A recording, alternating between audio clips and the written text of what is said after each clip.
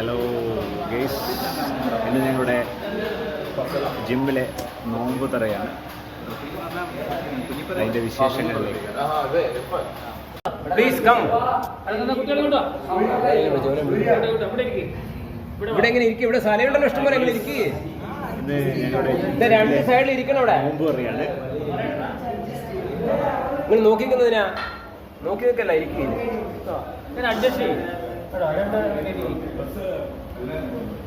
Cinema നടൻ നോമ്പ് തുറക്ക് വന്നിട്ടുണ്ട്.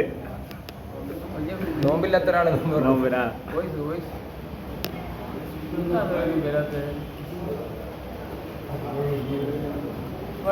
സെന്ററിൽ വിടുന്നു.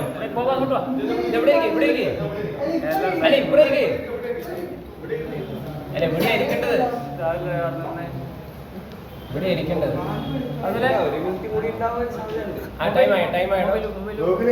ടൈമായ